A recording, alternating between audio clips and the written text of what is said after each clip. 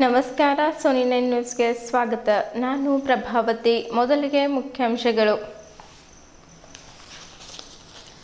ಕಂದಚಾರ ನಿರ್ಮೂಲನೆ ಮಾಡುವ ಮುಖಾಂತರ ಸ್ವಸ್ಥ ಸಮಾಜವನ್ನು ನಿರ್ಮಾಣ ಮಾಡಬೇಕು. ಶಾಸಕ ಡಾಕ್ಟರ್ ಶೈಲೇಂದ್ರ ಕೆ ಬೆಲ್ದಾಳೆ ರಾಜ್ಯ ಮಟ್ಟದ ಕಾಯಕ ರತ್ನ ಪ್ರಶಸ್ತಿ ಹಾಗೂ ಶಿಕ್ಷಣ ನಮ್ಮ ಹಕ್ಕು ವಿಚಾರ ಸಂಕಿರಣ. ಜಿಲ್ಲಾ ಪೊಲೀಸ್ ಕವಾಯತು ಮೈದಾನದಲ್ಲಿ ಕರೆದ ಪತ್ರಿಕಾಗೋಷ್ಠಿಯಲ್ಲಿ ಅನಧಿಕೃತ ಗಾಂಜಾ ಸಾಗಾಣಿಕೆ ಮಾಡುತ್ತಿದ್ದ 4 ಜನ ಆರೋಪಿಗಳ ಬಂಧನ. ಎಸ್ಪಿ ಪ್ರದೀಪ್ ಗುಂಟಿ. ರಾಯಚೂರಿನಲ್ಲಿ ಏಮ್ಸ್ ಆಸ್ಪತ್ರೆ ಸ್ಥಾಪನೆಗೆ ಆಗ್ರಹಿಸಿ ಜುಲೈ 16ರಂದು ಕಲ್ಯಾಣ ಕರ್ನಾಟಕದ ಹೋರಾಟ ದಿನಾಚರಣೆ. ಡಾಕ್ಟರ್ ಬಸವರಾಜ್ ಕಳಸ್. ಭೂವಿ ಜನಾಂಗದವರೇ ಬೇರೆ, ವಡ್ಡರ ಜನಾಂಗದವರೇ ಬೇರೆ, ಆದರೆ ಇಂದು ನಾವು ನಿಜವಾದ ಭೂವಿಗಳು ಎಂದು ಶಿವರಾವ್ ಭೂವಿ ಮಾತನಾಡುತ್ತಾ ಹೇಳಿದ್ದರು.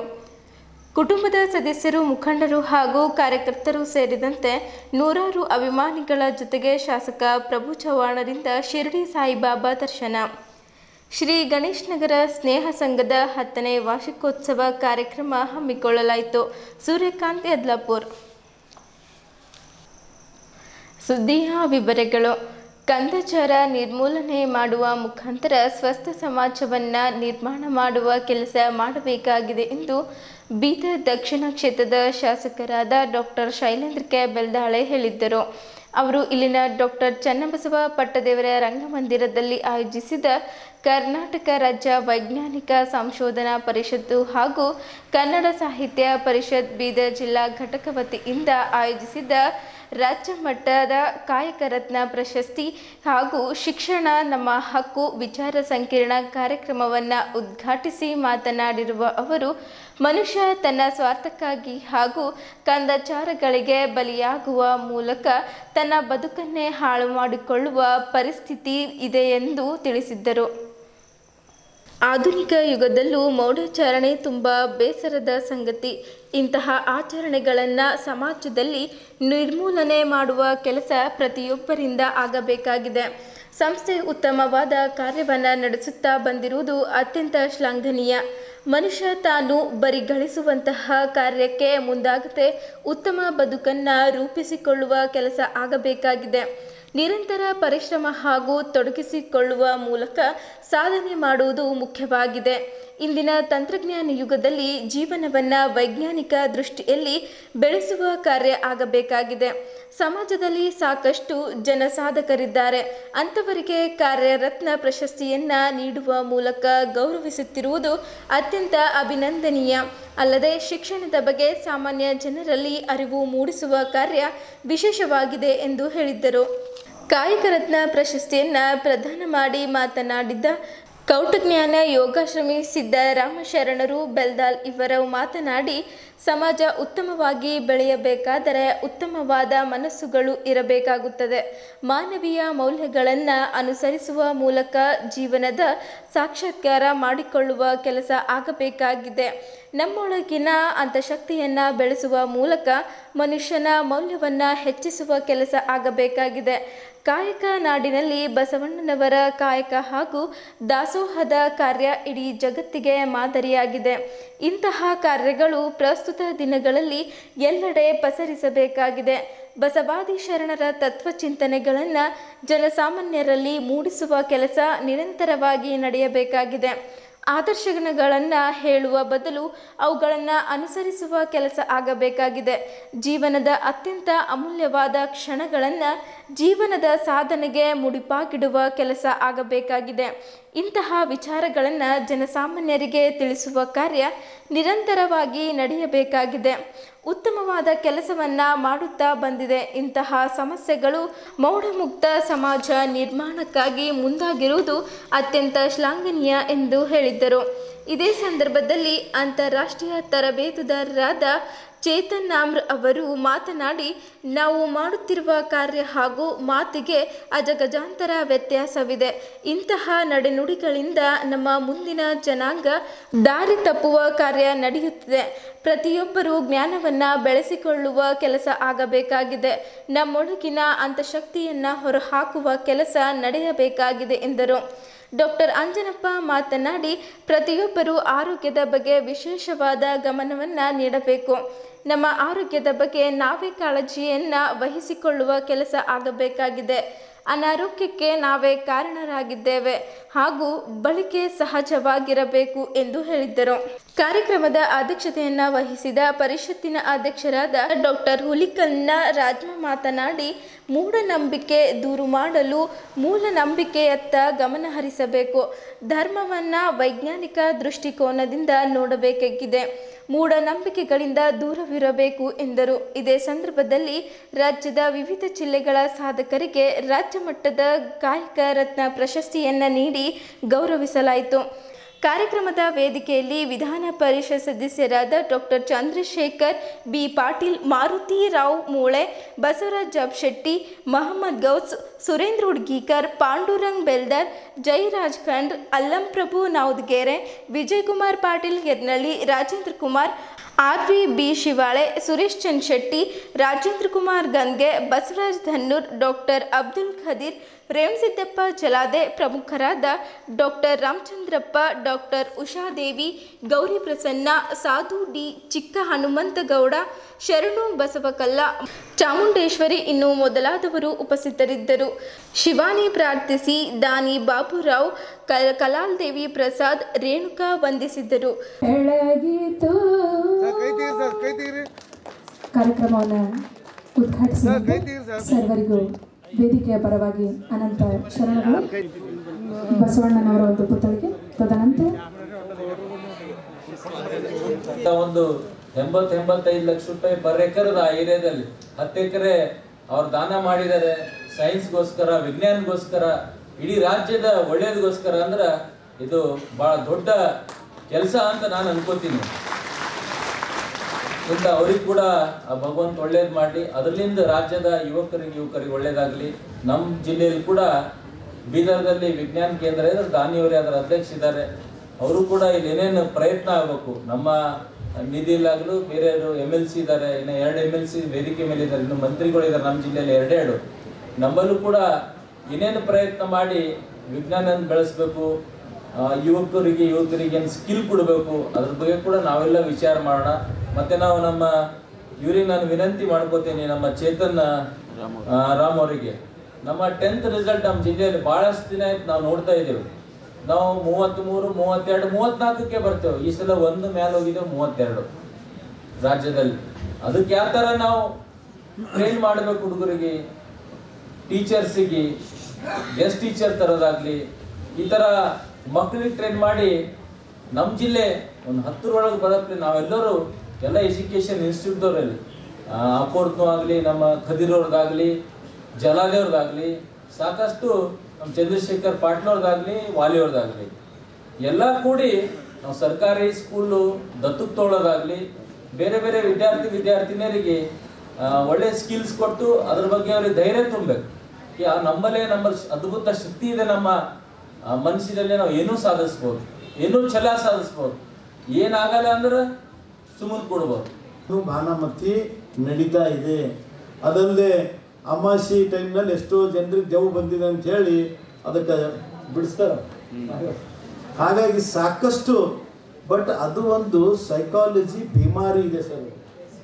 ಬಟ್ ಜನರಿಗೇನು ಇಲ್ಲ, ಅದು ಭಾನುಮತಿನೇ ಇದೆ, ಅದು ದೆವ್ವೇ ಇದೆ, ಅದು ಮಾಡಿ ಬಿಸಾಕಬೇಕು, ಇದು ಮಾಡಿ ಬಿಸಾಕಬೇಕು. ಸಾಕಷ್ಟು, ಯಾಕಂದ್ರೆ ಏನೇ ಒಂದು ಮಗುಗ ವೈರಲ್ ಫೀವರ್ ಬಂತು, ಏನೇ ಸಮಸ್ಯೆ ಆಯ್ತು ಅಂದರೆ it will take minimum 4 to 5 days to recover. 2-3 ದಿನ ಆದ ಕೂಡಲೇ ಏನಾದರೂ ಮಾಡಿ ಒಯ್ದು ಬಿಸಾಕ್ತಾರ, ಮರುದಿನ ಕಮ್ಮಿ ಆಗ್ತದೆ. ಅವಾಗ ಅವ್ರು ಏನು ತಿಳ್ಕೊತಾರ, ಇದು ಬಿಸಾಕ್ದೀವಿ ಕಮ್ಮಾಯ್ತು. ಹಾಗಾಗಿ ಇದು ಮೂಢನಂಬಿಕೆಗಳನ್ನು ಸುಮಾರು ವರ್ಷದಿಂದ ಬರ್ತಾ ಇದೆ. ಇದು ಈ ದಿನಗಳಲ್ಲಿ ನಾವೆಲ್ಲ ಚೇಂಜ್ ಆಗಬೇಕು.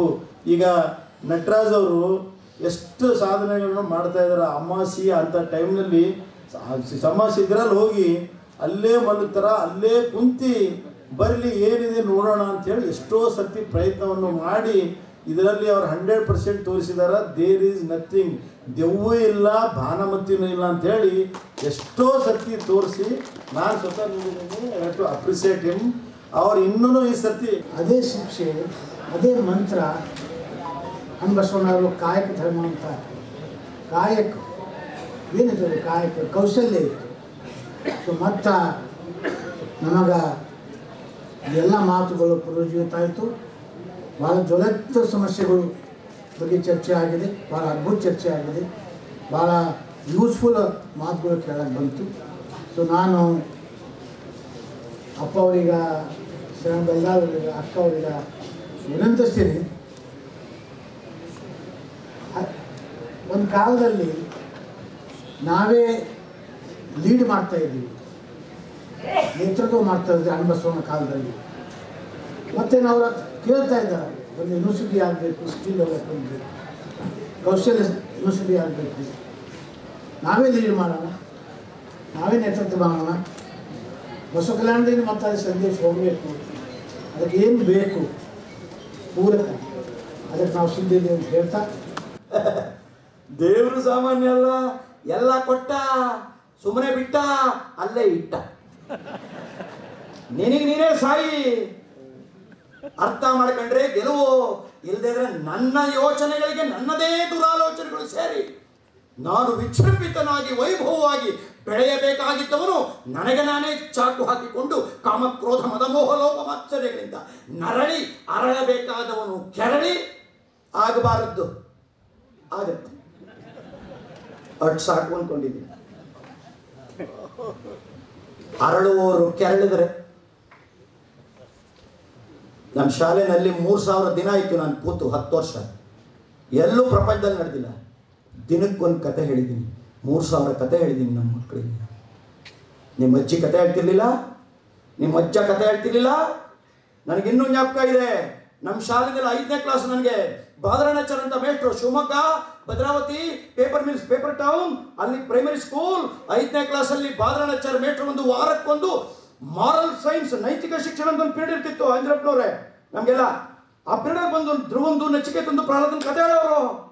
ಮನೆಗೆ ಹೋದ್ರೆ ನಮ್ಮ ಅಮ್ಮನ ಅಮ್ಮ ನಮ್ಮ ಅಪ್ಪನ ಅಮ್ಮ ಇಬ್ಬೊಬ್ರು ಕಾಂಪಿಟೇಷನ್ ಮೇಲೆ ಅಜ್ಜಿರು ಕತೆ ಹೇಳೋರು. ನಾವು ಓದುತ್ತಿದ್ದ ಪುಸ್ತಕಗಳು ಭಾರತ ಭಾರತಿ, ಚಂದಮಾಮ, ಬಾಲಮಿತ್ರ, ಹೀಗೆ ಬೆಳೆದವರು ನಾವು. ಈಗ ನಿಮ್ಮ ಮಕ್ಕಳಿಗೆ cartoon network, computer game, cricket bat, ರಾತ್ರಿ 10 ಗಂಟೆಗೆ ಕ್ರೈಮ್ ಡೈರಿ, ಕ್ರೈಮ್ ಸ್ಟೋರಿ ಏನಾಗ್ತವೆ. ಓದೋ ಚಿತ್ರದುರ್ಗ ರೆಡ್ಡಿ ಕಾರು ಮಗ, ಒಬ್ಬನೇ ಮಗ 106 ಕೋಟಿ ಇದೆ, ಓದೋ ಅಂದ್ರೆ ಅವನು ಓದಲ್ಲ, ಹೆಂಗ್ ಮಾಡಂಗಿದೆಯಾ ಅಂತನಂತೆ ಅಪ್ಪಂಗೆ. ನಮ್ಮನೆ ಎದುರುಗಡೆ ಮನೆ ಒಂದು ಅಮ್ಮ, ನಾನು ಕೌನ್ಸಿಲಿಂಗ್ ಸೆಂಟರ್ ನಡೆಸ್ತೀನಿ, ದಯವಿಟ್ಟು ಬೀದರ್ನಲ್ಲಿ ಪ್ರತಿ ತಾಲೂಕಿನಲ್ಲೂ ಹಿರಿಯರಲ್ಲಿ ಮನವಿ ಮಾಡ್ಕೋತೀನಿ, ನಿಮ್ಮ ಹುಡುಗನಿಗೆ ತಲೆನೋವು ಬರುತ್ತೆ, ಡಾಕ್ಟರ್ ಹತ್ರ ಕರ್ಕೊಂಡು ಹೋಗ್ತೀರಿ, ಅಂಜನಪ್ಪರ ಹತ್ರ ಹೋಗ್ತೀರಿ, ಹೊಟ್ಟೆ ನೋವು ಬಂದರೆ ಡಾಕ್ಟರ್ ಹತ್ರ ಹೋಗ್ತೀರಿ, ನೋವುಗಳಾದ್ರೆ ಹೋಗ್ತೀರಿ. ಚೇತನ್ರ ಮಾತನಾಡ್ತಿದ್ದಾಗ ಇಲ್ಲಿ 3 ಜನ ಇದ್ದಾರೆ, ಬೆಲ್ದಾಳ್ ಶರಣರಿದ್ದಾರೆ, ಅಕ್ಕ ಗಂಗಾಂಬಿಕೆ ಇದ್ದಾರೆ, ಬಾಲ್ಕಿ ಅಪ್ಪೋರಿದ್ದಾರೆ. ಬಾಲ್ಕಿ ಅಪ್ಪೋರು ಒಂದ್ಸರಿ ಕರೆಸಿ ಅವ್ರ ಮಠದಲ್ಲಿ ಇಸ್ಕೊಂಡು ಎಲ್ಲ ತಾಲೂಕುಗಳಲ್ಲಿ ಶಿಕ್ಷಕರಿಗೆ ವಿಜ್ಞಾನವನ್ನು ಕೊಡಬೇಕು ಅಂತೇಳಿ ಕರೆಸಿದ್ರು. 3 ದಿವಸ ಇಸ್ಕೊಂಡಿದ್ರು ನಾನು. ಹಾಗೆ ಇವರು 3 ಜನದಲ್ಲಿ ಒಬ್ಬರಾರು ಮನಸ್ಸು ಮಾಡಿದ್ರೆ ನಾವು ಪ್ರತಿ ತಿಂಗಳು ನಮ್ಮ ಪರಿಷತ್ತಿನಿಂದ ಜ್ಞಾನ ಚೇತನ್ರಾಮ್ ಕೊಟ್ಟರೆ ವಿಜ್ಞಾನ ನಮ್ಮ ಪರಿಷತ್ ಕೊಡುತ್ತೆ. ಉಚಿತವಾಗಿ ನೀವು ಮಾಡಬೇಕಾಗಿದ್ದು ಹಿಂಗೆ ಕೂತ್ಕೊಳ್ಳೋಕೆ ಒಂದಿಷ್ಟು ವಿದ್ಯಾರ್ಥಿಗಳು ಕೂತ್ಕೊಳ್ಳೋಕೆ ಸ್ಥಳ, ನಮಗೊಂದಿಷ್ಟು ಹೊಟ್ಟೆಗೆ ತಿನ್ನಕ್ಕೆ ಊಟ, ಇಷ್ಟು ಕೊಟ್ಟರೆ ವಿಜ್ಞಾನಿಗಳನ್ನು ನಮ್ಮ ವಿದ್ಯಾರ್ಥಿಗಳನ್ನು ಮಾನವೀಯ ವಿಜ್ಞಾನಿಗಳನ್ನಾಗಿ ಮಾಡೋಣ ಅಂತ ಮೊದಲೇ ಮಾತಾಡ್ತಾ ಇದ್ದೀನಿ. ಅವ್ರು ಏನು ಮಾತಾಡ್ತಾರೆ ಅಂತ ಕೇಳಲಿಕ್ಕೆ ನಾನು ಪೀಠಿಕೆ ಇಟ್ಟಿದ್ದೀನಿ. Chetan, are you ready Chetan Ram? Yes, ನಾವು ರೆಡಿ ಇದ್ದೀವಿ. ಪರಿಷತ್ ಹೇಳಿ ಜೋರಾಗಿ, ರೆಡಿ ಇದ್ದೀರಿ? ಜೋರಾಗಿ ಹೇಳಿ. ಎಸ್, ನಮ್ಮೆಲ್ಲ ಜಿಲ್ಲಾಧ್ಯಕ್ಷರುಗಳು ನೋಡಿ ಗೊತ್ತಾಗುತ್ತೆ. ರಾಜ್ಯ ಕಮಿಟಿ ಎಸ್. ಈಗ ಬೀದರ್ ಇದರ ಸದುಪಯೋಗ ಪಡಿಸ್ಕೊಳ್ಬೇಕಾಗತ್ತೆ. ಆ ಮೂರ್ತಿಗಳು ಇದ್ದಾರೆ. ಬೀದರ್ ತಾಲೂಕಿನ ಬೊಂಗೂರು ಚೆಕ್ ಪೋಸ್ಟ್ ಬಳಿ ವಾಹನದ ಮೇಲೆ ದಾಳಿ. ಬೀದರ್ ಪೊಲೀಸರ ಭರ್ಜರಿ ಕಾರ್ಯಾಚರಣೆ ನಡೆಸಿತ್ತು. ಹೈದರಾಬಾದ್ನಿಂದ ಬೀದರ್ ಮಾರ್ಗವಾಗಿ ಮುಂಬೈಗೆ ಅಕ್ರಮವಾಗಿ ಗಾಂಜಾ ಸಾಗಿಸುತ್ತಿದ್ದ ವಾಹನದ ಮೇಲೆ ದಾಳಿ. ಗಾಂಜಾ ಸಾಗಾಣಿಕೆ ಮಾಡುತ್ತಿದ್ದ 1 ಲಾರಿ, 1 ಕಾರು ಹಾಗೂ 3 ಕೋಟಿ ಮೌಲ್ಯದ 3 ಕ್ವಿಂಟಲ್ ಗಾಂಜಾ ವಶಕ್ಕೆ. 4 ಬಂಧಿಸಿ ಮನ್ನಳ್ಳಿ ಪೊಲೀಸ್ ಠಾಣೆಯಲ್ಲಿ ಪ್ರಕರಣ ದಾಖಲಿಸಿ ಬೆಳೆಯುಳ್ಳ ಮಾಲನ್ನು ಜಪ್ತಿ ಮಾಡಿ ಆರೋಪಿಗಳನ್ನು ನ್ಯಾಯಾಂಗ ಬಂಧನಕ್ಕೆ ಒಪ್ಪಿಸಲಾಗಿದೆ ಎಂದು ಹೇಳಿದ್ದರು. ಜಿಲ್ಲಾ ಪೊಲೀಸ್ ವರಿಷ್ಠಾಧಿಕಾರಿಗಳಾದ ಪ್ರದೀಪ್ ಗುಂಟಿ ಅವರು ಜಿಲ್ಲಾ ಪೊಲೀಸ್ ಕವಾಯತು ಮೈದಾನದಲ್ಲಿ ಕರೆದ ಪತ್ರಿಕಾಗೋಷ್ಠಿಯಲ್ಲಿ ಮಾತನಾಡಿದರು.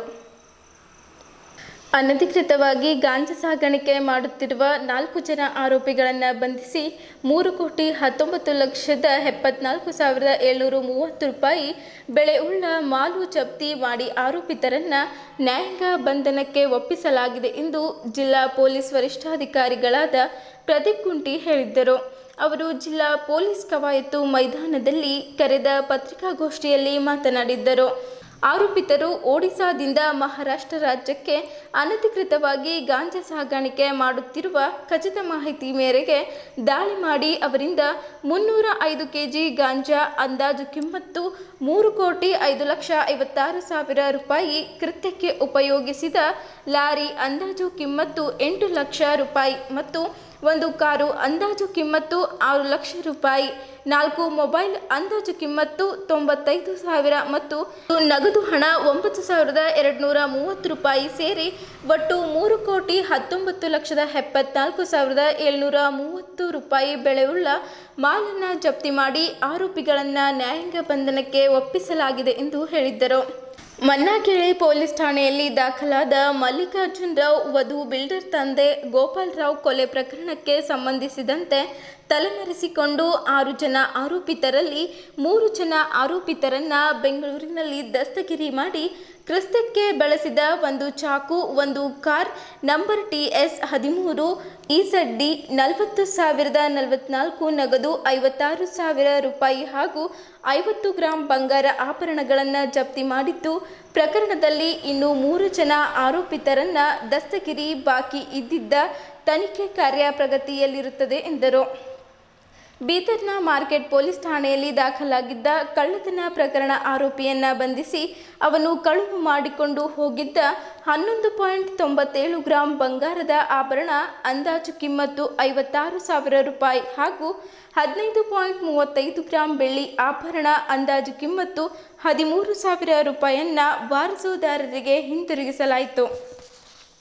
ಈ ಪತ್ರಿಕಾಗೋಷ್ಠಿಯಲ್ಲಿ ಹೆಚ್ಚುವರಿ ಪೊಲೀಸ್ ವರಿಷ್ಠಾಧಿಕಾರಿಗಳಾದ ಮಹೇಶ್ ಮೇಘಣ್ಣನ್ ಅವರು, ಬೀದರ್ನ DYSP Shivanagouda Patil, Humnabad DYSP PGS Nyamegoudar, Gandhiganj CPI Hanumareddappa ಸೇರಿದಂತೆ ಪೊಲೀಸ್ ಇಲಾಖೆಯ ಸಿಬ್ಬಂದಿಗಳು ಉಪಸ್ಥಿತರಿದ್ದರು. ಬಂಗೂರು ಚೆಕ್ ಪೋಸ್ಟ್ ಒರಿಸ್ಸಾದಿಂದ ಮಹಾರಾಷ್ಟ್ರ ಹೋಗುವ ಒಂದು ಲಾರಿಯಲ್ಲಿ ಗಾಂಜಾ ಸಾಗಾಣೆ ಆಗ್ತಿರಬಹುದು ಅನ್ನೋ ಮಾಹಿತಿ ಸಿಕ್ಕಿರುತ್ತದೆ.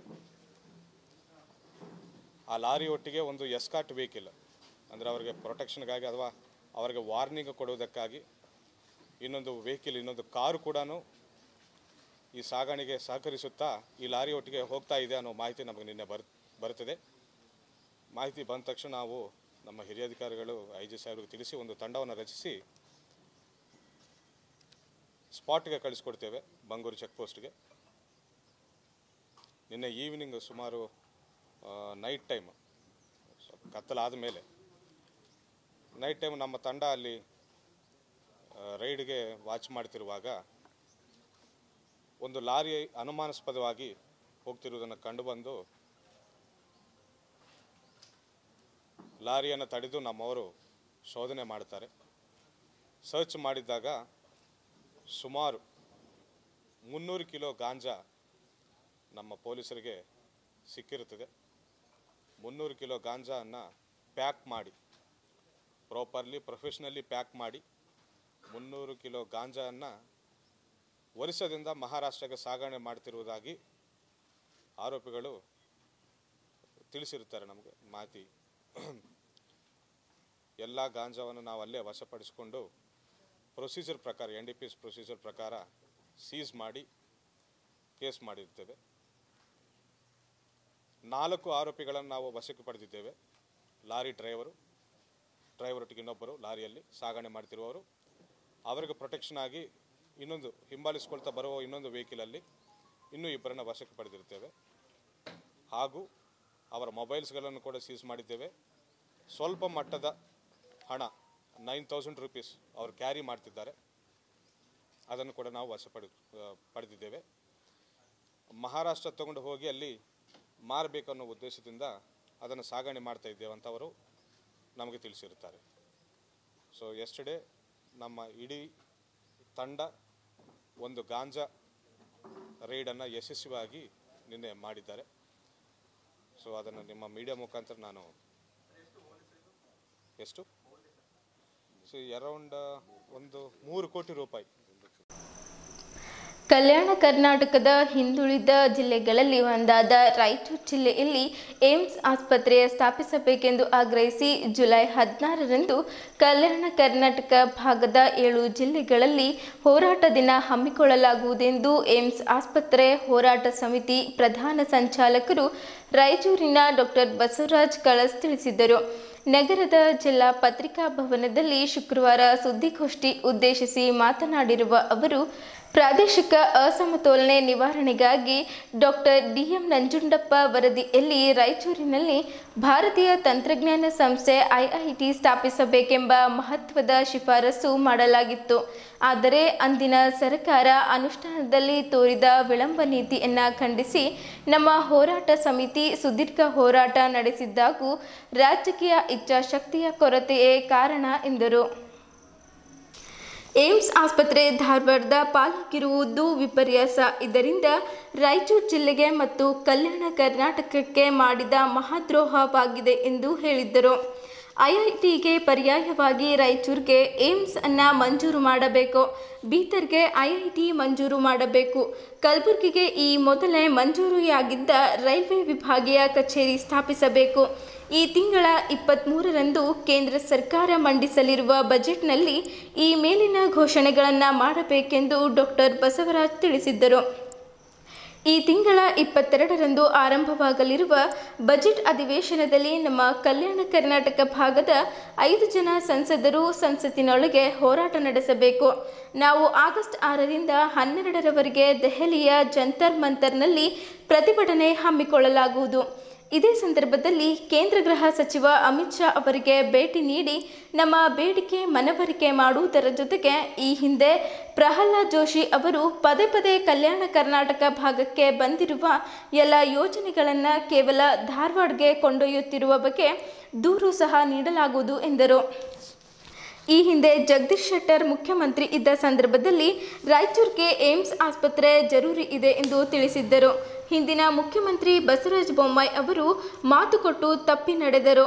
ಆದರೆ ಹಾಲಿ ಮುಖ್ಯಮಂತ್ರಿ ಸಿದ್ದರಾಮಯ್ಯನವರು ಇತ್ತೀಚೆಗೆ ಸ್ವತಃ ಪ್ರಧಾನಿಗಳಾಗಿ ಭೇಟಿ ಮಾಡಿ ರಾಯಚೂರಿನಲ್ಲಿ ಏಮ್ಸ್ ಆಸ್ಪತ್ರೆಯ ಪ್ರಸ್ತಾವನೆ ಸಲ್ಲಿಸಿದ್ದರು. ಆದರೆ ಪ್ರಧಾನಿ ನರೇಂದ್ರ ಮೋದಿ ಅವರು ಬರೀ ಮುಖ ಅಲ್ಲಾಡಿಸಿದ್ದರೇ ಹೊರತು ಯಾವ ಪ್ರತಿಕ್ರಿಯೆ ನೀಡಲಿಲ್ಲ ಎಂದು ಬೇಸರ ವ್ಯಕ್ತಪಡಿಸಿದ್ದರು. ಹಿಂದಿನ ಬೊಮ್ಮಾಯಿ ಸರ್ಕಾರ ಮಾಡಿರುವ ಅನ್ಯಾಯದ ಪ್ರತಿಫಲವಾಗಿ ಅವರ ಸರ್ಕಾರ ಪತನವಾಯಿತು. ಕೇಂದ್ರವು ಪ್ರಹ್ಲಾದ್ ಜೋಶಿ ಮಾತು ಕೇಳಿ ಐಐಟಿ ಕೇಂದ್ರ ಧಾರವಾಡಕ್ಕೆ ಶಿಫ್ಟ್ ಮಾಡಿರುವುದರ ಫಲವಾಗಿ ಇಡೀ ಕಲ್ಯಾಣ ಕರ್ನಾಟಕದ 5 ಸಂಸದೀಯ ಸ್ಥಾನಗಳನ್ನು ಬಿಜೆಪಿ ಕಳೆದುಕೊಂಡಿದೆ. ಮುಂದಾದರೂ ಬಿಜೆಪಿ ನೇತೃತ್ವದ ಕೇಂದ್ರ ಸರ್ಕಾರ ಪ್ರಹ್ಲಾದ್ ಜೋಶಿ ಮಾತು ಕೇಳದೆ ಕಲ್ಯಾಣ ಕರ್ನಾಟಕದ ಎಲ್ಲ ಬೇಡಿಕೆಗಳನ್ನು ಈಡೇರಿಸಬೇಕೆಂದು ಹೇಳಿದ್ದರು. ಕಾಂಗ್ರೆಸ್ ಸರ್ಕಾರ ತನ್ನ ಚುನಾವಣಾ ಪ್ರಣಾಳಿಕೆಯಲ್ಲಿ ಘೋಷಿಸಿದಂತೆ ಸಿಎಂ ಸಿದ್ದರಾಮಯ್ಯ ಅವರು ಕೇಂದ್ರಕ್ಕೆ ಈ ಪ್ರಸ್ತಾವನೆಯನ್ನೇ ಸಲ್ಲಿಸಿದ್ದು, ಈ ತಿಂಗಳ 23ರಂದು ಮಂಡಿಸಲಿರುವ ಕೇಂದ್ರ ಬಜೆಟ್ನಲ್ಲಿ ಮೇಲಿನ ಬೇಡಿಕೆಗಳನ್ನು ಈಡೇರಿಸಲೇಬೇಕೆಂದು ಒತ್ತಾಯಿಸಿದ್ದರು. ಕಲ್ಯಾಣ ಕರ್ನಾಟಕ ಹೋರಾಟ ಸಮಿತಿ ಸಂಸ್ಥಾಪಕ ಅಧ್ಯಕ್ಷರಾದ ಲಕ್ಷ್ಮಣ ದಸ್ತಿ ಮಾತನಾಡಿ, ಸ್ವತಂತ್ರ ಪೂರ್ವದಲ್ಲಿ ನಿಜಾಮನ ಆಳ್ವಿಕೆಗೆ ಒಳಪಟ್ಟಿದ್ದ ನಾವುಗಳು ಮೈಸೂರು ಅರಸರ ಮಾದರಿಯಲ್ಲಿ ಅಭಿವೃದ್ಧಿ ಹೊಂದಬಹುದೆಂದು ನಂಬಿಕೆಯಿಂದ ಫಜಲ್ ಅಲಿ ಕಮಿಷನ್ಗೆ ಒಪ್ಪಿ ಕರ್ನಾಟಕಕ್ಕೆ ಸೇರಿದ್ದೆವು. 1956 ನವೆಂಬರ್ 1ರಂದು ಕನ್ನಡ ಭಾಷೆಗೆ ಬೆಲೆ ನೀಡಿ ಕರ್ನಾಟಕದಲ್ಲಿ ಶಾಶ್ವತವಾಗಿ ಉಳಿದುಕೊಂಡೆವು. ಆದರೆ ಎಲ್ಲ ಸರ್ಕಾರಗಳು ನಮ್ಮ ಮೇಲೆ ಅನ್ಯಾಯ ಮಾಡುತ್ತಾ ಸಾಗುತ್ತಿವೆ. ನಮ್ಮ ಬೇಡಿಕೆಗಳಿಗೆ ಸದಾ ಎಳ್ಳು ನೀರು ಬಿಡುತ್ತಿರುವ ಸರ್ಕಾರಕ್ಕೆ ಬಿಸಿ ಮುಟ್ಟಿಸಲು ಈ ಭಾಗದ ಸಂಸದರು, ಮುಖ್ಯಮಂತ್ರಿಗಳು ಹಾಗೂ ಶಾಸಕರು ಸ್ವಾಭಿಮಾನ ಮೆರೆಯಬೇಕೆಂದು ಕರೆ ನೀಡಿದ್ದರು. ಹೈದರಾಬಾದ್ ಕರ್ನಾಟಕ ಶಿಕ್ಷಣ ಸಂಸ್ಥೆಯ ಆಡಳಿತ ಮಂಡಳಿ ಸದಸ್ಯರಾದ ಡಾಕ್ಟರ್ ರಜನೀಶ್ ವಾಲಿ, ಜಿಲ್ಲಾ ಕನ್ನಡ ಸಾಹಿತ್ಯ ಪರಿಷತ್ ಅಧ್ಯಕ್ಷ ಸುರೇಶ್ ಚಂಚೆಟ್ಟಿ ಮಾತನಾಡಿದ್ದರು. ಕಲ್ಯಾಣ ಕರ್ನಾಟಕ ಹೋರಾಟ ಸಮಿತಿ ಸಹ ಸಂಚಾಲಕ ವಿನಯ್ ಕುಮಾರ್ ಮಾಳ್ಗೆ, ರಾಯಚೂರಿನ ಜಾನ್ ವೆಲ್ಸಿ, ವಿನಯ್ ಚಿತ್ರಗಾರ್, ಕಾರಂಜ ಮುಳುಗಡೆ ಸಂತ್ರಸ್ತರ ಹೋರಾಟ ಸಮಿತಿಯ ಅಧ್ಯಕ್ಷರಾದ ಚಂದ್ರಶೇಖರ್ ಪಾಟೀಲ್ ಹೊಜುಕ್ನಳ್ಳಿ, ನ್ಯಾಯವಾದಿ ಅಶೋಕ್ ಮಣ್ಣರ್, ರೋಹನ್ ಕುಮಾರ್, ಗುಂಡೇರಾವ್ ಪಾಟೀಲ್ ಹಾಗೂ ಇತರರು ಪತ್ರಿಕಾಗೋಷ್ಠಿಯಲ್ಲಿದ್ದರು. ಇವತ್ತಿಗೂ ಸೆಂಟ್ರಲ್ ಗೌರ್ಮೆಂಟ್ದವರು ಯಾವುದೇ ರೀತಿಯ ಒಂದು ಪ್ರತಿಕ್ರಿಯೆ ನೀಡಿಲ್ಲ.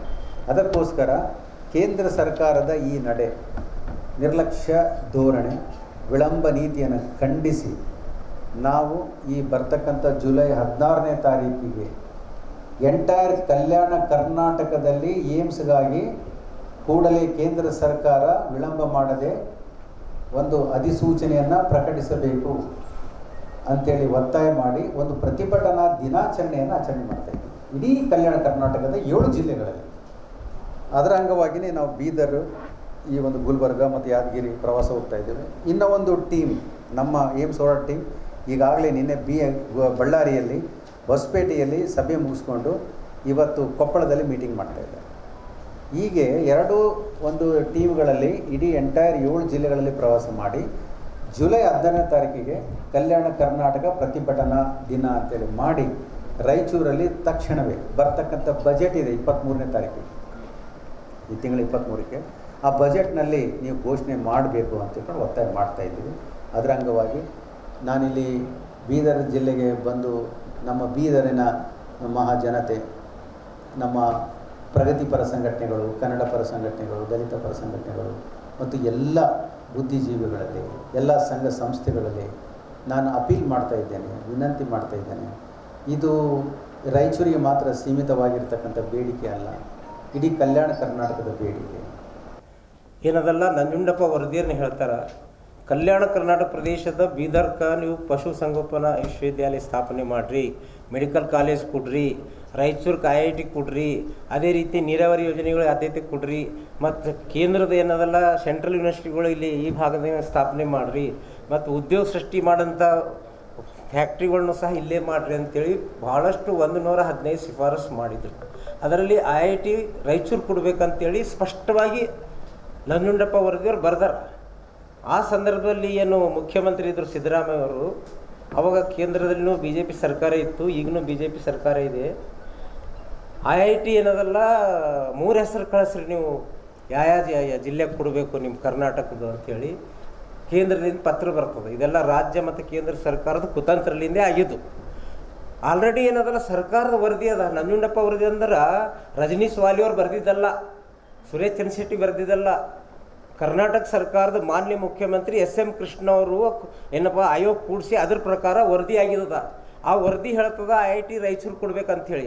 ಸಿದ್ದರಾಮಯ್ಯ ಸಾಹೇಬರಿಗೆ ಕೇಂದ್ರದವ್ರು ಪತ್ರ ಬರೀತಾರೆ 3 ಹೆಸರು ಕಳಿಸ್ರಿ ಅಂತ. ಸಿದ್ದರಾಮಯ್ಯ 3 ಹೆಸರು ಕಳಿಸ್ತಾರೆ, ಒಂದು ಮೈಸೂರು, ಒಂದು ಧಾರವಾಡ, ಒಂದು ರಾಯಚೂರು. ಆ ಪ್ರಹ್ಲಾದ್ ಜೋಶಿ ಅವರು ಅಂಡರ್ಸ್ಟ್ಯಾಂಡ್, ಅವರು ಧಾರವಾಡ ತೊಗೊಂಡ್ಬಿಟ್ರೆ IIT, ರಾಯಚೂರು ಬರೋಂಥ IIT ಧಾರವಾಡಕ್ಕೆ ಹೋಯ್ತು. ಇದು ಯಾವ ನ್ಯಾಯ ಅದ ಇದು? ಇನ್ನು ನಾವು ರೀಸೆಂಟಾಗಿ ನಮ್ಮದು ಬೃಹತ್ ಕೈಗಾರಿಕಾ ಮಂತ್ರಿಗಳಾದ ಕುಮಾರಣ್ಣವ್ರಿಗೆ ಭೇಟಿಯಾಗಿದ್ವಿ. ಅದಕ್ಕೆ ಇನ್ನೊಂದು ಡೆಲಿಗೇಷನ್ ತೊಗೊಂಡೋಗ್ತಾ ಇದೆ. ದಸ್ತಿಯವರು, ನಮ್ಮ ಬಸವರಾಜ ರೈತ, ನಮ್ಮದು HK ಸೊಸೈಟಿ ಅಧ್ಯಕ್ಷರಾದ ನಮೋಶಿ ಅವ್ರದ್ದು ನೇತೃತ್ವದಲ್ಲಿ ಹೋಗಿ ಬೀದರ್ ಒಂದು ದೊಡ್ಡ ಇಂಡಸ್ಟ್ರಿ ಕೊಡಿ ಅಂತ, ಯಾವುದು ಅಂತೇನು ಏನೋ ಡಿಸೈಡ್ ಇಲ್ಲ, ಒಂದು ಒಳ್ಳೆ ಇಂಡಸ್ಟ್ರಿ ಕೊಡಿ, ಒಂದು 10,000 ಕುಟುಂಬಗಳು ನಡೆಯುತ್ತಾರೆ. ಎಲ್ಲರೂ ಬರ್ತಾರೆ, ಬರೀ ಆಶ್ವಾಸನೆ ಕೊಡ್ತಾಯಿದ್ರೆ ಹೋಗ್ತಾಯಿದ್ರೆ. ಬಟ್ ಈಗ ಕ್ಯಾಬಿನೆಟ್ ಮಿನಿಸ್ಟರ್ ಅದಾರ ಅವರು, ಮತ್ತು ನಮ್ಮ ಭಾಗಕ್ಕೆ ಸ್ವಲ್ಪ ಅವ್ರದ್ದು ಜಾಸ್ತಿ ಅಂದರೆ ಹೆಲ್ಪ್ ಮಾಡ್ತಾ ಇರ್ತಾರೆ. ಯಾಕಂದ್ರೆ ಬಂಡೆಪುರ ಒಬ್ಬರು ಅದಾರ, ಅವರಿಗೂ ತೊಗೊಂಡು ಹೋಗ್ತೀವಿ. ಒಂದು ಮೀಟಿಂಗ್ ಆಗಿದೆ, ಇನ್ನೊಂದು ಮೀಟಿಂಗ್ ಎಲ್ಲರ ನೇತೃತ್ವದಲ್ಲಿ ಹೋಗೋರಿದ್ದೀವಿ. ಅದಕ್ಕೆ ಬೀದರ್ಗೆ IIT ಎಲ್ಲ ದೊಡ್ಡ ಇಂಡಸ್ಟ್ರಿ ಯೋಚನೆ ಮಾಡಿದ್ದೀವಿ. ಇದಕ್ಕೆ ಹೋಗಿ ನಮ್ಮದು ಏನು ಹೋರಾಟ ಸಮಿತಿ ಇದೆ, ಇದೇ ಸಮಿತಿಯಿಂದ ನಮ್ಮದು ಈ ಭಾಗದ MP MLAಗಳಿಗೂ ತೊಗೊಂಡು ಹೋಗ್ತೀವಿ. ಹೋಗ್ಬಿಟ್ಟು ಒಂದು ಇಲ್ಲ ಅದು ಬರಲ್ಲ, ನಾಮ್ಸ್ ಇಲ್ಲ ನಾಮ್ಸ್ ಪ್ರಕಾರ ಬರಲ್ಲ. 80 ಕಿಲೋಮೀಟರ್ಸ್ ನೀವು ಹೇಳಿದ್ದು ಕರೆಕ್ಟು, 80 ಕಿಲೋಮೀಟರ್ಸಲ್ಲಿ ಬರಲ್ಲ. ಓಕೆ, ನಾವು ಇದಕ್ಕೆ ಇಂಡಸ್ಟ್ರಿಗೋಸ್ಕರ ಪ್ಲ್ಯಾನ್ ಮಾಡ್ತಾ ಇದ್ದೀವಿ. ಅದಕ್ಕೆ ಈ ಕಮಿಟಿ ಜೊತೆ ಹೋಗಿ ಇದಕ್ಕೋಸ್ಕರ ಕುಮಾರಣ್ಣನ ಭೇಟಿಯಾಗಿ ಇದಕ್ಕೆ ಮತ್ತೆ ಮುಂದಿನ ದಿನಗಳಲ್ಲಿ ಇದ್ರ ಬಗ್ಗೆ ನಿಮಗೆ ಅಪ್ಡೇಟ್ ಕೊಡ್ತೀವಿ. ಮತ್ತು ಇದು ಏಮ್ಸ್ಗೋಸ್ಕರ ಬೀದರ್ ಕಡೆಯಿಂದ ಫುಲ್ ಸಪೋರ್ಟ್ ಆಗಿ ಮಾಡ್ತೀವಿ ಅಂತ ಹೇಳಿ ಕೇಳಿ ಮಾತಾಡ್ತೀವಿ. ಬೀದರ್ ಜಿಲ್ಲೆಯ ಸಮಸ್ಯೆಗಳು ಬರೀ ಬೀದರ್ನವರೇ ಹೋರಾಟ ಮಾಡಬೇಕು, ರಾಯಚೂರು ಜಿಲ್ಲೆಯವರು ರಾಯಚೂರವರೇ ಮಾಡ್ಬೇಕಂತಿಲ್ಲ. ಈಗ ನಾವು ಕಲ್ಯಾಣ ಕರ್ನಾಟಕದ ಎಲ್ಲ ಜಿಲ್ಲೆಯವರು ಒಗ್ಗಟ್ಟಾಗಿದ್ವಿ. ಆ ಜಿಲ್ಲೆಯ ಸಮಸ್ಯೆ ಬಂದಾಗ ನಾವೆಲ್ಲರೂ ಆ ವಿಷಯನ ಇಟ್ಕೊಂಡು ಹೋರಾಟ ಮಾಡ್ತೀವಿ. ಇಲ್ಲಿರುವಂಥ ಈ ಕಾರಂಜ ಈ ಇಂಥ ಹೋರಾಟಕ್ಕೂ ಸಹ ಅವರಿಂದ ಒಂದೆರಡು ಸಪೋರ್ಟನ್ನು ನಾವು ತೊಗೊಳ್ತೀವಿ. ಒಟ್ಟಾರೆಯಾಗಿ ಇಡೀ ಕಲ್ಯಾಣ ಕರ್ನಾಟಕ ರಾಜ್ಯದಲ್ಲಿ ಏನೇನಿಂಥ ಸಮಸ್ಯೆಗಳನ್ನ ನಮ್ಮ ಹಿರಿಯರೆಲ್ಲ ಒಂದು ಪಟ್ಟಿ ಮಾಡಿಬಿಟ್ಟು ಎಲ್ಲೇ ಆದರೂ ಸಹ ಇಡೀ ಕಲ್ಯಾಣ ಕರ್ನಾಟಕ ಒಂದಾಗಿ ನಾವೆಲ್ಲರೂ ಹೋರಾಟ ಮಾಡೋಕೆ ಮತ್ತು ಅನಿವಾರ್ಯತೆ ನಮಗಿದೆ. ನಮ್ಗೆ ಯಾವುದೂ ಪುಕ್ಕಟ್ಟೆಗೆ ಸಿಗಲಿಲ್ಲ. ಈ ಹಿಂದೆ ಏನೇನ ತೊಗೊಂಡಿವಿ ನಾವೆಲ್ಲ ಹೋರಾಟದ ಮೂಲಕನೇ ಪಡ್ಕೊಂಡಿದ್ದದ. ಅದಕ್ಕೆ 371 ಆದಿಗೆ ಬರುವ ದಿನಗಳಲ್ಲೂ ಸಹ ನಾವೆಲ್ಲರೂ ಒಟ್ಟಾಗಿ ಹೋರಾಟ ಮಾಡಿಕೊಂಡು ಈ ವಿಷಯಕ್ಕೆ ಏಮ್ಸ್ ವಿಷಯನ ಇವತ್ತು ರಾಯಚೂರಲ್ಲಿ ಆಗಬೇಕು ಅಂತಿದೆ. ಹೀಗಾಗಿ ಇಡೀ ನಮ್ಮ ಬೀದರ್ ಜಿಲ್ಲೆಯ ನಾವೆಲ್ಲರೂ ಸೇರಿಕೊಂಡು ಅದಕ್ಕೆ ನಾವು ಸಂಪೂರ್ಣ ಬೆಂಬಲವನ್ನು ಕೊಡ್ತೀವಿ. ಮತ್ತು ಬರೋದಿಲ್ಲ ನಮ್ಮ ಇಲ್ಲಿಂದ ಸ್ಥಳೀಯ ಸಮಸ್ಯೆಗಳು ಕೊಡ್ಕೊಂಡು ಅವರು ಸಹ ಒಂದಿಟ್ಟು ಸಪೋರ್ಟ್ ಮಾಡ್ತಾರೆ, ಮಾಡಲಿ ಅಂತಕ್ಕಂಥ ಮನವಿನ ನಾನು ಮಾಡ್ಕೊಳ್ತೀನಿ. ಭುವಿ ಜನಾಂಗದವರೇ ಬೇರೆ, ವಡ್ಡರ ಜನಾಂಗದವರೇ ಬೇರೆ. ಆದರೆ ಇಂದು ನಾವು ನಿಜವಾದ ಭುವಿಗಳು ಎಂದು ಹೇಳಿಕೊಂಡು ನಮ್ಮ ಸಮಾಜದ ಮೇಲೆ ಸವಾರಿ ಮಾಡಲು ಹೊರಟಿರುವ ನಕಲಿ ಭುವಿಗಳು ತಲೆ ಎತ್ತುತ್ತಿರುವವರು. ಆದರೆ ನಾವೇ ನಿಜವಾದ ಭುವಿಗಳು ಎಂಬುದಕ್ಕೆ ಕ್ರಿಸ್ತಶಕ 6ನೇ ಶತಮಾನದಿಂದಲೇ ನಮ್ಮಲ್ಲಿ ಸಾಕ್ಷಿಗಳಿವೆ ಎಂದು ಭುವಿ ಸಮಾಜದ ವಿವಿಧ ದೋಷ ಕಲ್ಯಾಣ ಸಂಘದ ರಾಜ್ಯ ಸರ್ಕಾರಿ ನೌಕರರ ಸಂಘದ ಅಧ್ಯಕ್ಷ ಶಿವರಾವ್ ಭುವಿ ಹೇಳಿದ್ದರು. ನಗರದ ಜಿಲ್ಲಾ ಪತ್ರಿಕಾ ಭವನದಲ್ಲಿ ಸುದ್ದಿಗೋಷ್ಠಿ ಉದ್ದೇಶಿಸಿ ಮಾತನಾಡಿರುವ ಅವರು, ನಗರದ ರೌಜಿ ಅಖಾಡ ಭೂವಿ ಕಲ್ಲಿ ನಿವಾಸಿಗಳಾದ ನಾವು ಸುಮಾರು 200ರಿಂದ 300 ವರ್ಷಗಳಿಂದ ನಾವು ಇಲ್ಲಿ ವಾಸಿಸುತ್ತಿದ್ದೇವೆ. ಸುಮಾರು 200ರಿಂದ 300 ವರ್ಷಗಳ ಇತಿಹಾಸವಿರುವ ಭೂವಿಗಳ ಅಂತ ಸರ್ಕಾರ ಎಲ್ಲ ದಾಖಲೆಗಳಲ್ಲಿ ಹೆಸರು ಇದೆ. ಹಾಗೆ ಸರಿಸುಮಾರು 100 ವರ್ಷಗಳಿಂದ ನಾವು ಬೋವಿ ಸಮಾಜದ ಹೆಸರಿನ ಮೇಲೆ ಸಾರ್ವಜನಿಕ ಗಣೇಶ ಮೆರವಣಿಗೆಯು ಮಾಡುತ್ತಾ ಬಂದಿದ್ದೇವೆ. ನಮ್ಮ ಪೂರ್ವಜರ ಮನೆಯಲ್ಲಿ ರಾಜ ಮಹಾರಾಜರು ದಶಮುಖರು ಪಾಳೆಗಾರರನ್ನ ಹಾಗೂ ಅವರ ಮನೆತನದ ಕುಟುಂಬದವರನ್ನ ಹೊರುವ ಕಾಯಕವನ್ನು ಮಾಡುತ್ತಿದ್ದರು. ಇಂದು ಈ ಕಾಯಕವನ್ನು ಸಾಂಪ್ರದಾಯಿಕವಾಗಿ ಪಲ್ಲಕ್ಕಿ ಹೊರುವ ಸೇವೆಯನ್ನಾಗಿ ಮಾಡಲಾಗುತ್ತಿದೆ. ಪ್ರಸ್ತುತ ಕಾಲಮಾನಕ್ಕೆ ತಕ್ಕಂತೆ ಎಲ್ಲ ಬಗೆಯ ಉಪಕಸಬು ಹಾಗೂ ಉದ್ಯೋಗಗಳಲ್ಲಿ ತೊಡಗಿಕೊಂಡು ಜೀವನವನ್ನು ಸಾಗಿಸುತ್ತಿದ್ದಾರೆ ಎಂದರು. ಸಂವಿಧಾನಬದ್ಧವಾಗಿ ಮೂಲಭೂಮಿಗಳು ನಾವೇ ಇದ್ದರೂ ಕೂಡ ವಡ್ಡರು ಸಮುದಾಯದವರು ನಮ್ಮ ಸಮುದಾಯದ ವಿರುದ್ಧವೇ ಸುಳ್ಳು ಜಾತಿ ಪ್ರಮಾಣ ಪತ್ರ ಪಡೆಯುತ್ತಿದ್ದೇವೆ ಎಂದು ಸ್ಥಳೀಯ ತಹಸೀಲ್ದಾರರ ಕಚೇರಿಗೆ ಮತ್ತು ಭೋವಿ ಅಭಿವೃದ್ಧಿ ನಿಗಮಕ್ಕೆ ಸುಳ್ಳು ಆಕ್ಷೇಪಣೆಗಳನ್ನು ಸಲ್ಲಿಸುತ್ತಿದ್ದಾರೆ. ಮೂಲಭೋವಿಗಳಾದ ನಮ್ಮ ಸಮುದಾಯದವರಿಗೆ ಜಾತಿ ಪ್ರಮಾಣ ಪತ್ರಗಳನ್ನು ನೀಡದಂತೆ ಅಧಿಕಾರಿಗಳ ಮೇಲೆ ನಿಯಮಬಾಹಿರ ಒತ್ತಡ ಹೇರುತ್ತಿದ್ದಾರೆ. ಇವರ ಪ್ರಭಾವಕ್ಕೊಳಗಾಗಿ ಬೋವಿ ಮತ್ತು ವಡ್ಡರ ಜಾತಿ ಸಂಬಂಧ ಸರ್ಕಾರ ಹಿಂದಿನ ಎಲ್ಲ ಆದೇಶ ಮತ್ತು ಸುತ್ತೋಲೆಗಳನ್ನು ಪರಿಶೀಲಿಸದೆ ಮೂಲಭೋವಿಗಳಾದ ನಮ್ಮ ಜಾತಿ ಪ್ರಮಾಣ ಪತ್ರ ನೀಡಲು ತಡೆಯೊಡ್ಡುತ್ತಿದ್ದಾರೆ. ಇದರಿಂದ ನಮ್ಮ ಭೂವಿ ಜಾತಿಯ ಎಲ್ಲ ವಿದ್ಯಾರ್ಥಿಗಳಿಗೆ ಹಾಗೂ ಯುವ ಜನತೆಗೆ ಅವರ ವಿದ್ಯಾಭ್ಯಾಸದಲ್ಲಿ ಹಾಗೂ ಇತರೆ ಕಾರ್ಯಗಳಲ್ಲಿ ಗಂಭೀರ ಅನ್ಯಾಯವಾಗುತ್ತಿದೆ. ಉಲ್ಲೇಖ 4 ಮತ್ತು 5ರ ಆದೇಶದಂತೆ ಈಗಾಗಲೇ ಈ ಕುರಿತು ಎಲ್ಲ ಆಯುಕ್ತರಿಗೆ ಕರ್ನಾಟಕ ಸರ್ಕಾರದ ಅಪರ ಮುಖ್ಯ ಕಾರ್ಯದರ್ಶಿ ಕಂದಾಯ ಇಲಾಖೆ ಬೆಂಗಳೂರವರು ವಡ್ಡಾಕಾರ ಜಾತಿ ಬೋವಿ ಪ್ರಮಾಣ ಪತ್ರ ಪಡೆದಿರುವ ಬಗ್ಗೆ ಸಮಗ್ರ ತನಿಖೆ ನಡೆಸಿ ಬೋವಿ ಪ್ರಮಾಣ ಪತ್ರ ಹಿಂಪಡೆದು ವಡ್ಡಾಕರ್ ಜಾತಿಯ ಹೆಸರಿನಲ್ಲಿ ಪ್ರಮಾಣ ಪತ್ರ ನೀಡುವಂತೆ ನಿರ್ದೇಶಿಸಿದ್ದಾರೆ ಎಂದರು. ಈಗಾಗಲೇ ಬೋವಿ ಸಮಾಜದ ಜನಸಂಖ್ಯೆಯು ಕರ್ನಾಟಕದಲ್ಲಿ 13 ಲಕ್ಷ ಹೊಂದಿರುತ್ತದೆ. ಆದ್ದರಿಂದ ಕರ್ನಾಟಕ ಬೋವಿ ನಿಗಮಕ್ಕೆ ಅಧ್ಯಕ್ಷರು ಮತ್ತು ಸದಸ್ಯರನ್ನ ನಮ್ಮ ಸಮಾಜದವರಿಗೆ ಮಾಡಬೇಕಾಗಿ ಕೋರುತ್ತೇವೆ. ಬೋವಿ ಜಾತಿ ಪದ ದುರ್ಬಳಕೆ ಮಾಡಿಕೊಂಡು ನಮ್ಮ ಅಸ್ತಿತ್ವಕ್ಕೆ ಧಕ್ಕೆ ಉಂಟು ಮಾಡುತ್ತಿರುವುದನ್ನು ನಾವು ತೀವ್ರವಾಗಿ ಖಂಡಿಸುತ್ತೇವೆ. ವಡ್ಡರ ಸಮುದಾಯದವರು ತಮ್ಮ ಮೂಲ ವಡ್ಡರ ಪದವನ್ನು ಬೋವಿಯಾಗಿ ನಂತರ ಬೋವಿ ಎಂದು 2 ಬಾರಿ ಯಾವ ಆಧಾರದಲ್ಲಿ ಬದಲಾವಣೆ ಮಾಡಿಕೊಂಡರು ಎಂಬುದನ್ನು ಪರಿಶೀಲಿಸಬೇಕು.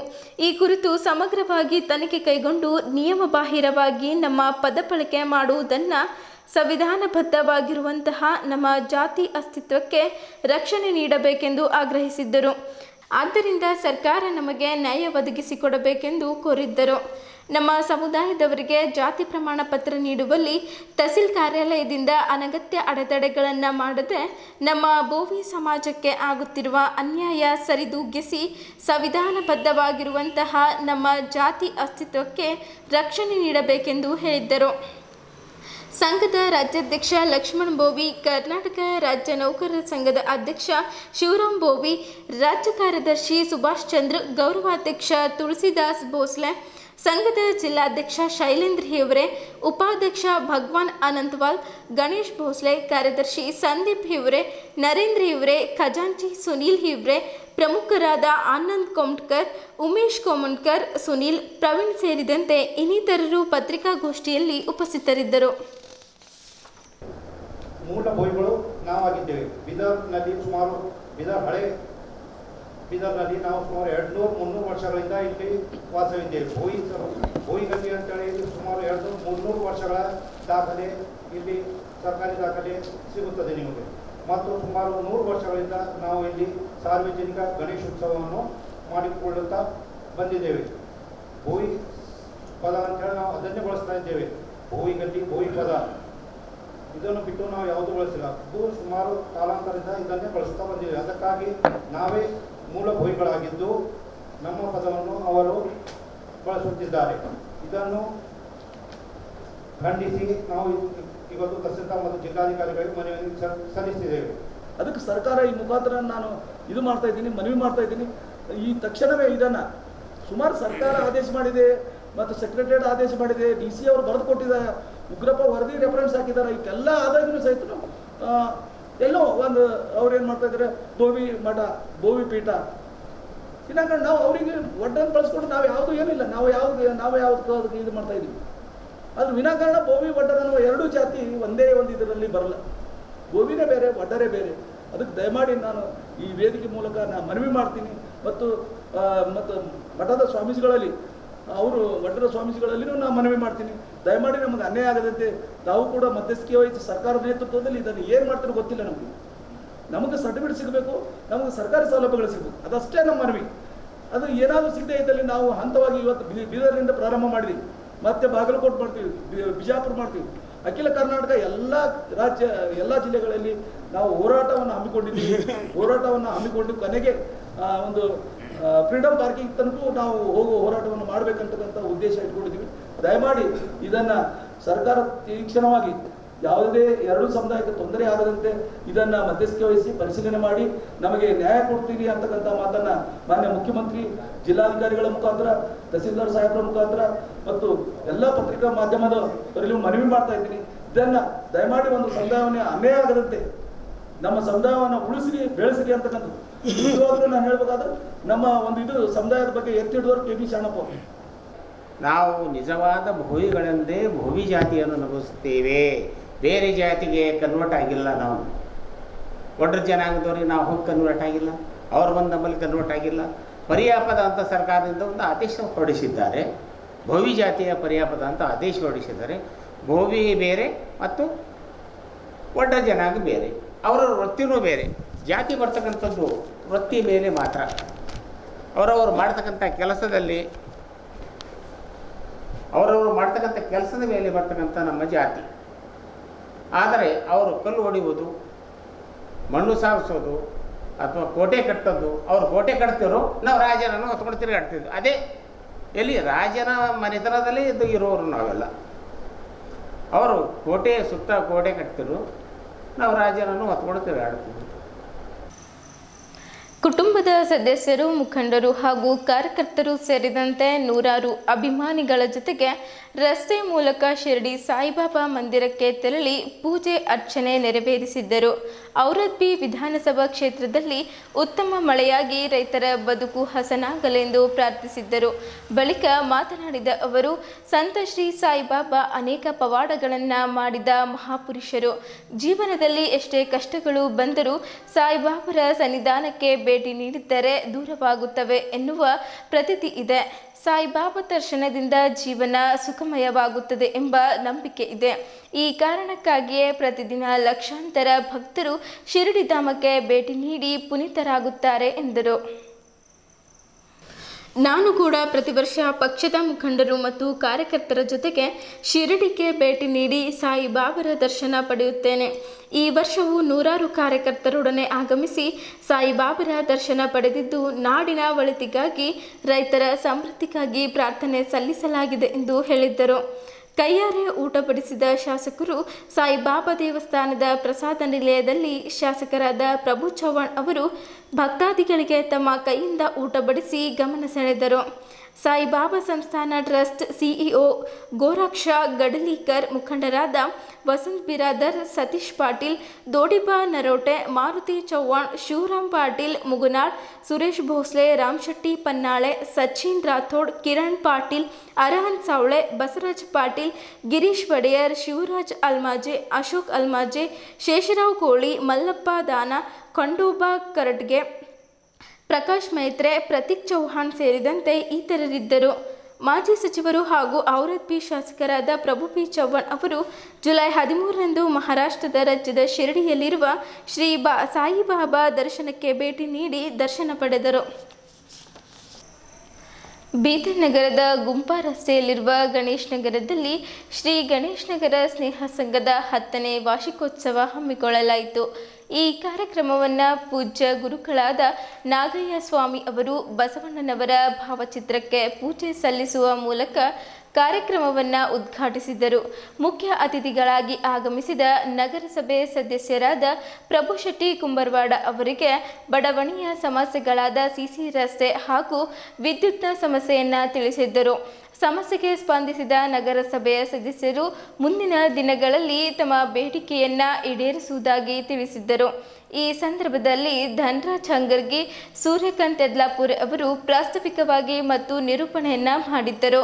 ರವೀಂದ್ರ ಮಾಡೆ, ಪಾಂಡುರಂಗ್ ಪಾಂಚಾಳ್ ಮತ್ತು ಬಡಾವಣೆಯ ಸದಸ್ಯರು, ಮಹಿಳೆಯರು ಸೇರಿದಂತೆ ಇತರರು ಉಪಸ್ಥಿತರಿದ್ದರು. ಸಂಘ ಹುಟ್ಟಿ ಹಾಕಿದ್ದು ಮುಂದಿನ ದಿನಗಳಲ್ಲಿ ನಮ್ಮ ಗಣೇಶ್ ನಗರ ಸ್ನೇಹ ಸಂಘದ ಮುಂದೊಂದು ಸಹಕಾರಿ ಬ್ಯಾಂಕ್ ಕೂಡ ಮಾಡ್ಬೇಕಂತೇಳಿ ನಮ್ದು ಒಂದು ಆಲೋಚನೆ ಇದೆ. ಇದಕ್ಕೆ ಎಲ್ಲರೂ ಸಹಕಾರ ಮುಂದೆ ಬೆಳೆಸೋಣ.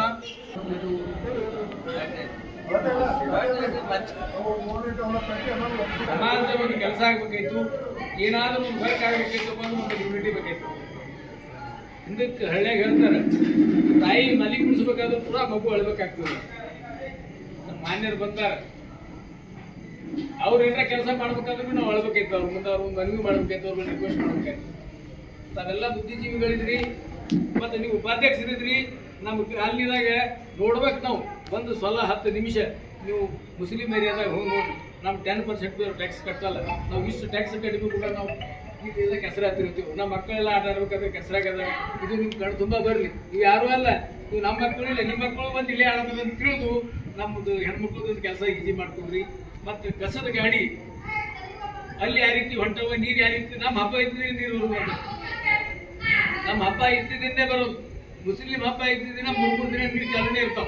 ಕೇಳೋರು ಯಾರು ಹೇಳು. ಅದಕ್ಕೆ ಇದು ಮಗು ಹೇಳಕ್ ಬರಲ್ಲ. ಯಾಕಂದ್ರೆ ನೀವು ಉಪಾಧ್ಯಕ್ಷರಿದ್ದೀರಿ, ತಾವು ಇದ್ರ ಬಗ್ಗೆ ಸ್ವಲ್ಪ ಯೋಚನೆ ಮಾಡಿ ನಮ್ಗೆ ನ್ಯಾಯ ಒದಗಿಸ್ಕೊಡ್ತೀರಿ ಅಂತ ಈ ವೇದಿಕೆ ಮಾಡ್ಕೊತೀನಿ. ಅಂತ ಒಂದು ಸಾಮಾನ್ಯ ವ್ಯವಸ್ಥೆ ಮಾಡಿಕೊಟ್ರೆ ನಾವು ಹೋಗಿ ಹೆಬ್ಬಳೆನ ಹೊಲದಾಗ ಹೋಗಿ ಕೆಲಸ ಮಾಡತ್ತಿದ್ದೆವು, ಎಕ್ಸಸೈಸ್ ಮಾಡತ್ತಿದ್ದೆವು. ಇಲ್ಲಿ ಮಾಡ್ಲಿಕ್ಕೆ ವ್ಯವಸ್ಥೆ ಆಗ್ತದೆ, ಬೇಕಾದಷ್ಟು ಜಾಗ ಅದ. ಅದ್ರ ಹಿಂದೆ ಕೆಲವೊಂದು ಗಾರ್ಡನ್ದ ಯಾರೋ ಉಪಾಯ ಮಾಡ್ತಾ ಇದ್ದಾರೆ. ಓಪನ್ ಜಿಮ್ ಏನೋ ಸ್ವಲ್ಪ ವ್ಯವಸ್ಥೆ ಮಾಡ್ಲಿಕ್ಕೆ ಸಾಧ್ಯ ಆದರೆ ತಾವು ಮಾಡ್ರಿ. ಏನರ ಹತ್ತು ಡೆಲ್ಲಿದು ಕಾಂಟ್ರಿಬ್ಯೂಷನ್ ಮಾಡ್ಕೊಡೋದು ಬಂದ್ರು ಕೂಡ ನಾವು ಕೊಡ್ತೇವೆ. ನಮ್ಮಲ್ಲಿ ಒಬ್ರಿಗೆ ಹಿತದಾನಿಗಳು ಅವರೇ ಕೊಡ್ತಾ ಇರ್ತಾರೆ ರೊಕ್ಕ, ಕೊಡೋದ್ರಿಗೂ ಕೊಡ್ತೇವೆ ನಾವು. ಇಲ್ಲಿಯವರೆಗೂ ಸುದ್ದಿ ಕೊಟ್ಟಿದ್ದು ನಾನು ಪ್ರಭಾವತಿ. ಮುಂದಿನ ಸುದ್ದಿಯೊಂದಿಗೆ ಮತ್ತೆ ಭೇಟಿಯಾಗೋಣ. ವಂದನೆಗಳು.